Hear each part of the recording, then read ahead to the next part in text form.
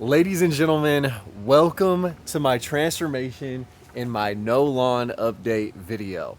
So if you guys have been following the channel, it's your host with the most, Paul Plant 2, reminding you that Earth is my planet. Earth is my planet. And ever since I created this channel, it has been my mission to get rid of my normal lawn, especially in my backyard, and replace it with a native, no maintenance to low maintenance lawn. Now I started this project a year ago.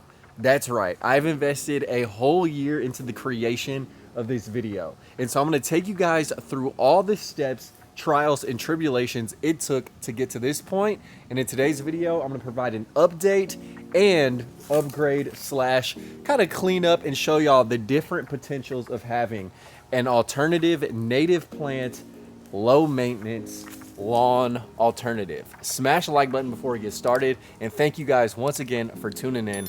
I really do appreciate y'all. Now, getting into the history of my backyard, it was a St. Augustine lawn, and in 2020 I leveled out a certain portion of it, and then in 2023 I began actually removing all of the Bermuda grass that infested my backyard. And Bermuda grass is nasty. It has all types of rhizomes that can creep and crawl into your garden beds and absolutely take over any landscaping dreams that you might have, and that is why this had to go. And obviously I wanted to replace it with something more beneficial to wildlife in the form of some native ground covers. Now, this did take an entire day for me to clear half of my backyard of all the Bermuda grass, but it definitely was worth the effort. It has been a long day, but all the grass is removed. And the next step I took was to sheet mulch my entire backyard, covering up all the St. Augustine that was still there to smother the light from it. Now, I used cardboard and removed all the tape not to leave any plastic pollutants in my yard. And also, cardboard breaks down over time and will naturally feed worms and or the soil, but it's just a great way to smother out any potential rhizomes that remained from the Bermuda grass that I may have missed. And it also did ensure that no weed seeds would pop up in the meantime while everything was beginning to break down. And eventually, once I laid all the cardboard out, I had to top it with a nice compost lasagna. And essentially what that is you get all the cardboard laid out and then you throw a bunch of leaves on it. Now, before I did so, I did want to weigh down the cardboard with bricks, create a nice edge to sequester all the leaves so they wouldn't spill out on my pathways. And also, I put bricks on the cardboard just so it would not blow away in windy conditions. So once all the bricks were lining the edge, I was pretty satisfied with that result, and it was time to start breaking these bags of leaves off. Now, the reason why I chose leaf mulch, which was all from my neighbor's curbside that was being thrown out, is because it's super light to move. It is free 99 and it does tend to break down very quickly. And so I wanted the leaves to break down as expeditiously as possible. That way I could eventually plant into the substrate in the cardboard. You also can get wood chips and, murder your lawn that way. But I find that wood chips take a little bit more time to break down than leaves. And the leaves I just spread around with a nice little rake to make sure I created a nice even surface, and my yard looked absolutely insane at this point. And you truly have to see the long-term vision when you do something like this, because at first it looks like a hot mess. But nevertheless, I watered down all the leaves just to help speed up the process and to help the cardboard moisten and break down faster, cleaned up the edges, and I had my beautiful leaf-covered backyard. All right, then I mowed the backyard in the springtime just to break down the leaves a bit more. So this was in about April, I do believe. And I planted some things in the front of the bed. All right, so now that we have the area mowed, it is time to throw in a ton of ground covers. But first, I'm gonna lay down some topsoil. Now, I don't know how necessary this step was, but I just wanted to ensure that the roots of the plants had something to grab onto if the cardboard wasn't all the way broken down and penetrable. With that being said, I have a ton of frog fruit. This is what I wanted to add in the first video.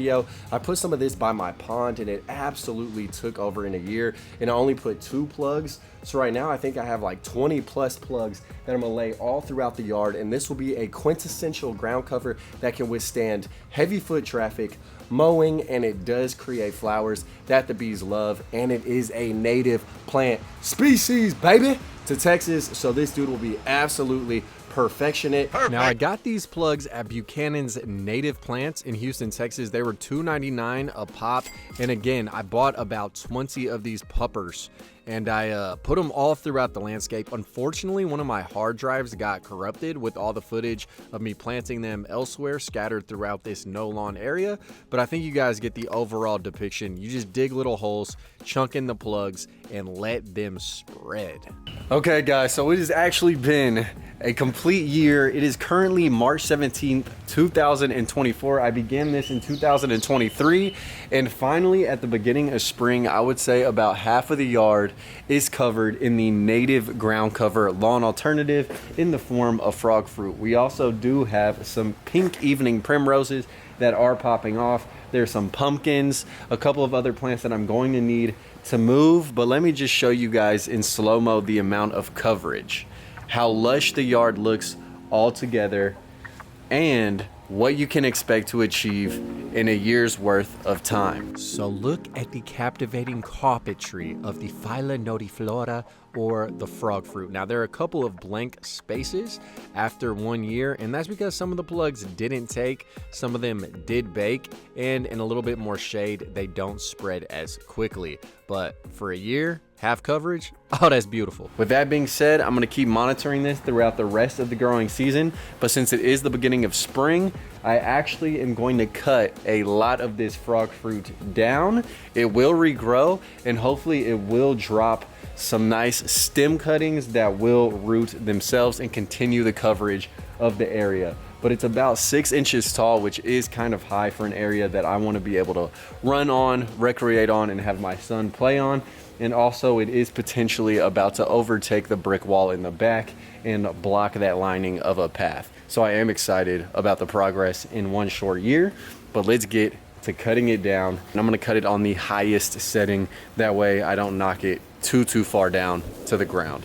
Now, if you similarly want to grow a frog fruit alternative lawn, you don't even have to cut it down. It is all personal preference. I liked it just a bit shorter so I could play on it and run on it, and you guys can see it looks great, still bright, vibrant, full, thick, and I didn't cut it too short to where I chopped off any of the tendrils that do crawl and sprawl on the ground. I also did just weed eat to clean up the edges. Again, this is all purely aesthetic. However, if you do let the frog fruit crawl and sprawl, it can take over other beds. Just check this out. So it will eventually put roots in the ground, and that is what I took cuttings of, and you guys can see there are tons of roots.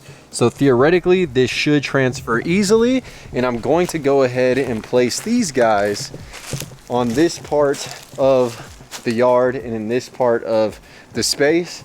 And I venture to say that these 4 cuttings are going to envelop this entire dirt leaf area by the end of the year. So now we are back in the present day, September of 2024, and behind me you guys can see a whole field of green. Now this lawn is pretty exceptional, aside from a couple of spots where some weed seeds have taken off. So I can do one of 2 things. Y'all have already seen me mow the grass, or the frog fruit grass alternative. But you also can weed eat it if you want to keep it nice and thick and vivacious. However, I'm going to edge the sides. I'm going to mow certain sections and then weed eat others so I can show y'all the best possible way you can have it look. And then I might mow over the whole thing just to once again reset it in the style in which I like to maintain this area. Now total, I've probably watered this section 10 times in the entirety of a year. I had the whole area looking green aside from that corner, and my dog got sprayed by a skunk and created a crater right here with just raw dirt, which is unfortunate. But let's get to edging, weed whacking, and maintaining this area while there's a plane over my head. So the bare minimum for maintenance for a native no lawn alternative, I would suggest just mowing the edges just to keep things clean, and honestly you can let the plants do the rest. So it completely is up to you how far you want to go in terms of maintenance. As I mentioned, some weed seeds did grow where the frog fruit hadn't established yet, so I wanted to cut those down just to remove their seed heads. And then it's like cutting hair, man. You want to kind of gradually taper fade the lower level of the cut lawn into the higher height of the frog fruit, if that makes any sense whatsoever. I don't know if you guys cut hair or are barbers, but that's kind of what I'm doing with the lawnmower. You're welcome. So now that the edges are all trimmed, the frog fruit is still looking nice, green, and vivacious. However, there still are just random bits of grass that are taller than the frog fruit, and it honestly looks a bit unsightly. Now, if you started with just a blank canvas, a blank location that didn't already have deeply embedded seeds of reeds, then you could just put the frog fruit and probably be fine. But because this was a lawn and it has a ton of this deep rooted sedge that I tried my best to get rid of, but I just could not, and eventually I was like, this is just diminishing returns in terms of the use of my time. Like, look at this, guys. I live in Houston. If y'all live in Houston, I'm sure you've encountered this plant. It spreads by rhizomes. Its roots form little balls that go deep underneath the soil surface, and from those little energy storage facilities, it shoots up new grass. This is impossible to remove.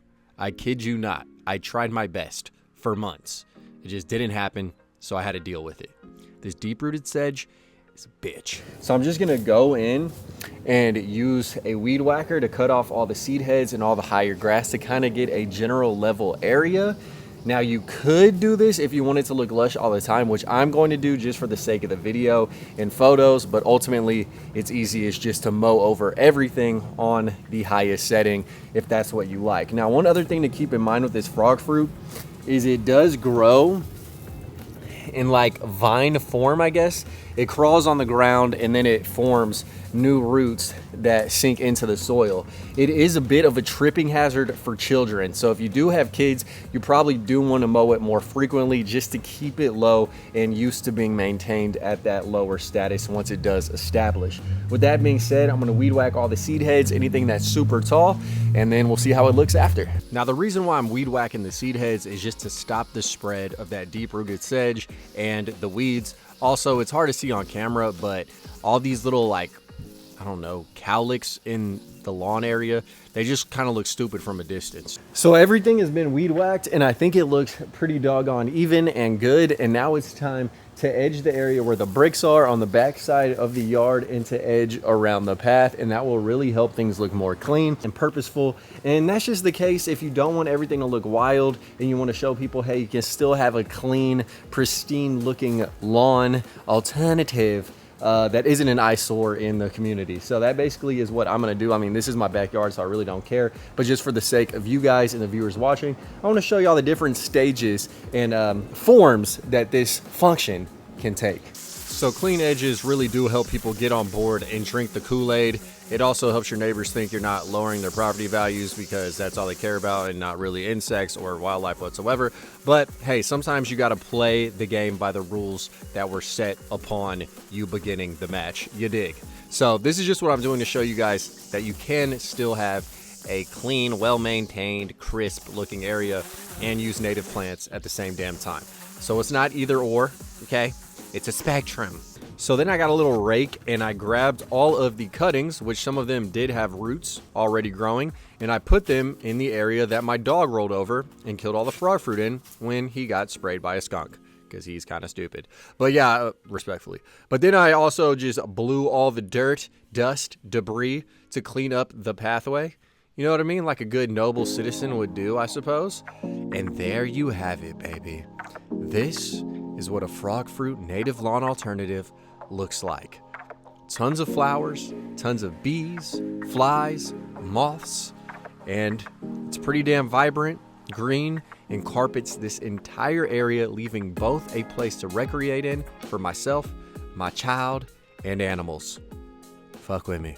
All right, y'all, so there we have it. The whole yard is edged and done. A 1-year process in having a native lawn has definitely came a long way. I mean, generally speaking with gardening, it takes about until year 3 for everything to become fully established and developed. But with that being said, the frog fruit has a ton of white flowers just dotted throughout the landscape. Bees have utilized it, flies have utilized it. And the reason why I didn't cut everything to the ground is because when I just walked through with a mower, there were hundreds of moths that just took off out of the grass, a ton of insects, or I guess not grass, but a ton of the frog fruit. And so that's the benefit of having a native lawn, is you get to attract all types of insects and native species to the area, into your yard. You don't have to add any extra fertilizer, any nutrients. Like I said, I probably have watered this about 10 times over the course of the year. Aside from that, it is taken off. I mean, we have had a bit of a rainy season out here. We had a couple hurricanes just blast on through, which is never good. But in the case of the nourishment and hydration of the ground cover, it definitely has provided a whirlwind of benefits. So yes, if you guys enjoyed it, please smash the like button. Again, this was an arduous task, and at the end of the day, frog fruit I think would be good, where you have that like ground cover jasmine. I forget the technical term for that, but people use this Asiatic jasmine as a ground cover, when in reality you can just use a native plant. I see this growing in between parking lots, on the side of roads, everywhere. Once you know what to look for, you see it everywhere, dude. So if you guys want some, you can go to Buchanan's Native Plant Nursery, pick up a couple plugs if they're in stock. Also, you can go on the side of the road, just dig up the roots, shove them in the ground, and then water them a bit until they get established.